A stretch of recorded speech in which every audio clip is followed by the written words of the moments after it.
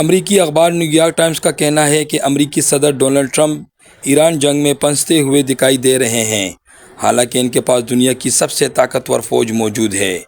Report میں کہا گیا کہ ٹرمپ سمجھتے تھے کہ ان کے اختیارات کی کوئی حد نہیں، لیکن اب انہیں کئی حدود کا سامنا کرنا پڑ رہا ہے، جس کے باعث وہ مزید مایوس اور جنجناہٹ کا شکار ہیں۔ امریکی اخبار کا کہنا ہے کہ حالیہ عرصے میں ٹرمپ خود کو پنستا ہوا محسوس کرتا دکھائی دے رہے ہیں، کیونکہ ان کی صدارت آہستہ آہستہ ایسی جنگ میں گھیرتی جا رہی ہے جس سے نکلنے کا وہ کوئی راستہ تلاش نہیں کر پا رہے۔ انہوں نے 28 فروری کو ایران کے خلاف مکمل جنگی کارروائی شروع کی اور ایران کے جوہری پروگرام کو فوری طور پر ختم کرنے اور حکومت کا تختہ الٹنے کے اہداف مقرر کیے۔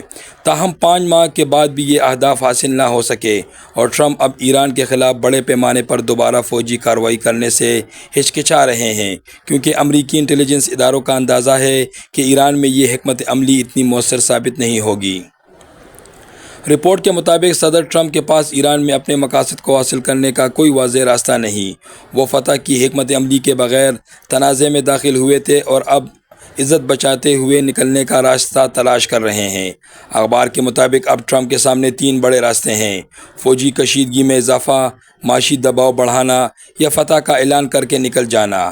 ان تمام راستوں پر حالیہ ہفتوں میں غور کیا گیا، لیکن ہر راستہ مختلف وجوہات کی بنا پر ناقابل قبول دکھائی دیتا ہے۔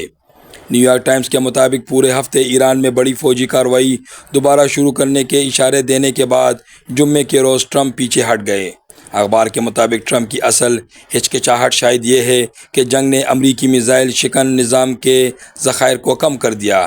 اس ماہ 13 مسلسل راتوں کے حملوں اور جوابی حملوں کے بعد بعض عہدیداروں کے مطابق یہ تعداد انتہائی کم سطح تک پہنچ چکی ہے۔ نیو یارک ٹائمز کی ایک اور رپورٹ میں کہا گیا کہ اپنے مشیروں کے خدشات کے بعد ٹرمپ نے ایران کے خلاف بڑے پیمانے پر حملوں کا منصوبہ روک دیا۔ خدشات میں یہ بات بھی شامل ہے کہ جنگ میں توسیع سے مشرق وسطیٰ میں موجود فضائی دفاعی گولہ بارود کے پہلے ہی کم ہوتے ہوئے ذخائر خطرناک حد تک ختم ہو سکتے ہیں۔ اپریل کے آخر میں نیو یارک ٹائمز نے دعویٰ کیا تھا کہ جنگ کے دوران پینٹاگن 1200 سے زائد پیٹریاٹ انٹرسیپٹر میزائل استعمال کر چکا ہے، جن میں سے ہر ایک کی قیمت تقریباً $40 لاکھ سے زیادہ ہے۔